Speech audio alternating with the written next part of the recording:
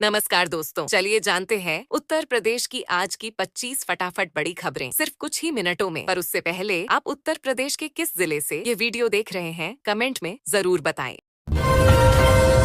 DM के आदेश के बाद लखनऊ समेत कई जिलों में 28 अक्टूबर को स्कूल बंद रहेंगे। छठ पूजा को देखते हुए ये निर्णय लिया गया है। लखनऊ में बड़ी संख्या में प्रवासी बिहारी और स्थानीय लोग पर्व मनाते हैं, इसीलिए छात्रों और शिक्षकों को शामिल होने का अवसर देने के लिए अवकाश घोषित किया गया है।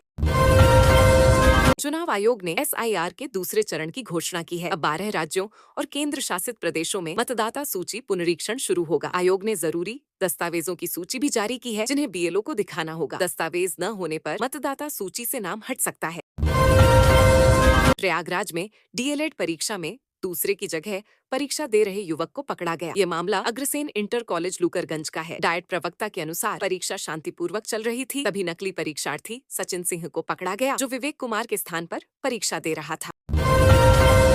योगी सरकार अब 3,288 विज्ञान और गणित शिक्षकों को लर्निंग बाय डूइंग के तहत कौशल आधारित ट्रेनिंग देगी। यह प्रशिक्षण 3 नवंबर से लखनऊ में शुरू होगा। इसका उद्देश्य बच्चों की शिक्षा को प्रयोगों, मॉडल्स और प्रोजेक्ट्स के जरिए अधिक व्यावहारिक बनाना है।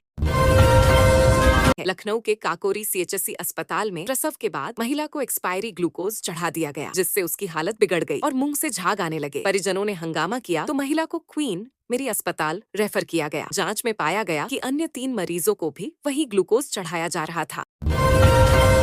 प्रयागराज में पत्रकार लक्ष्मी नारायण सिंह की हत्या के मामले में पुलिस ने विजेता और उसके बेटे साहिल को गिरफ्तार किया है। पुलिस का कहना है कि दोनों ने आरोपी विशाल के साथ मिलकर साजिश रची थी। गौरतलब है कि विशाल ने पत्रकार की चाकू मारकर हत्या कर दी थी। संत कबीर नगर में पुलिस अधीक्षक संदीप कुमार मीना ने छठ महापर्व को शांति से संपन्न कराने के लिए ऑनलाइन बैठक की। गूगल मीट के माध्यम से हुई इस गोष्ठी में जिले के सभी अधिकारी और प्रभारी शामिल रहे। बैठक में पर्व के दौरान सुरक्षा और ट्रैफिक व्यवस्था की समीक्षा की गई।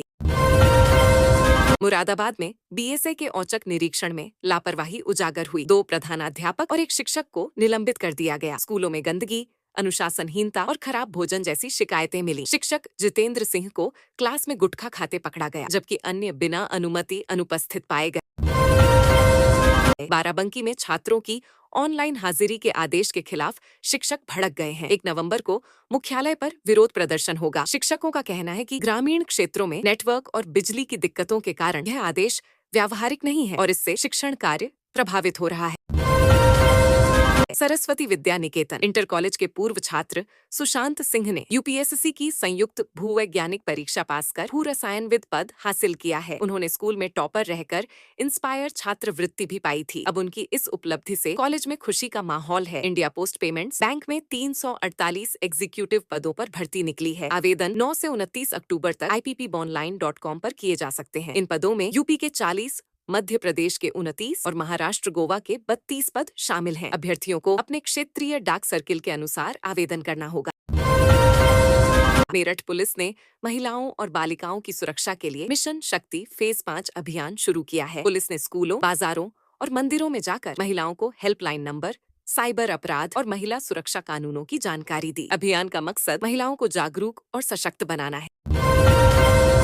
बरेली के हेडमास्टर मोहम्मद हसन निर्धन बेटियों की पढ़ाई का खर्च खुद उठाते हैं। वे फीस, कॉपी किताब से लेकर ड्रेस तक का इंतजाम करते हैं। अब तक सैकड़ों छात्राओं को इंटर तक पढ़ाया है, जिनमें कई मेडिकल और इंजीनियरिंग की पढ़ाई कर रही हैं। उनका मिशन है हर बेटी आगे बढ़े।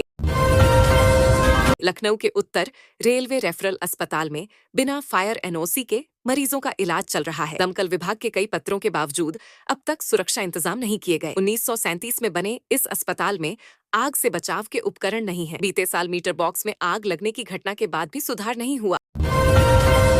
सुल्तानपुर के बिरसिंहपुर अस्पताल के सीएमएस डॉ भास्कर प्रसाद को योगी सरकार पर विवादित बयान देने पर निलंबित कर दिया गया है। उन्होंने कहा था, अर्थी निकालनी है तो सरकार की निकालो। इस बयान के बाद उन पर मुकदमा दर्ज हुआ और स्वास्थ्य विभाग ने तत्काल कार्रवाई की।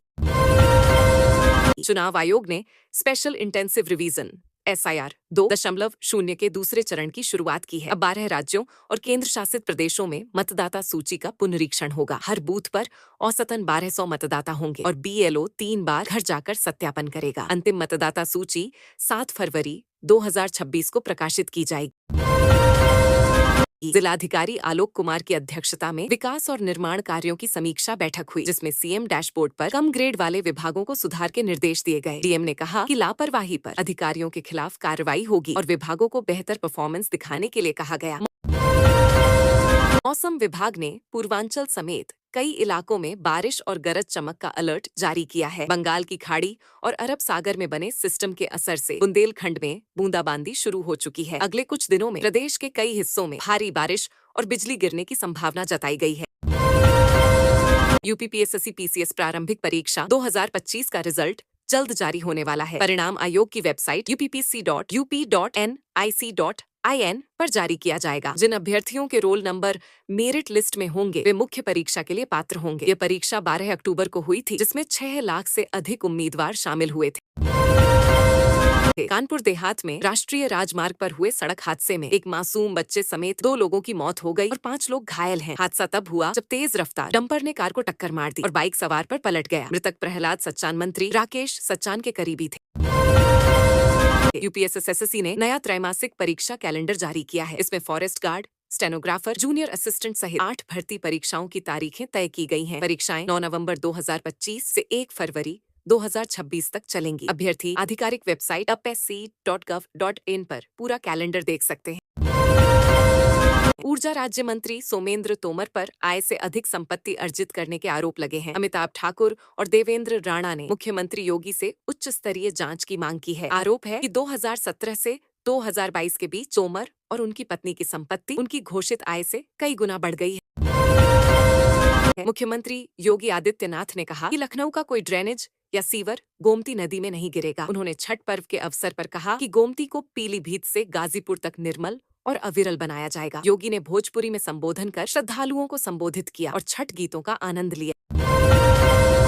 उप श्रमायुक्त दीप्तिमान भट्ट ने कहा कि श्रमिकों को अपने पंजीयन कार्ड का नवीनीकरण 15 नवंबर तक कराना होगा। ये नवीनीकरण नजदीकी जनसेवा केंद्रों पर किया जा सकता है। नवीनीकरण न कराने पर श्रमिक योजनाओं का लाभ नहीं मिल सकेगा। विभाग जागरूकता कैंप भी आयोजित कर रहा है। मुख्यमंत्री योगी आदित्यनाथ ने लखीमपुर खीरी के कबीरधाम आश्रम में संत क्षमादेव जी और गुरुमन साहेब की नई मूर्तियों का अनावरण किया और रुद्राक्ष का पौधा लगाया। उन्होंने कहा कि यह आश्रम समाज में सद्भाव, आस्था और मानव सेवा की प्रेरणा का केंद्र है और राष्ट्र प्रेम का प्रतीक है।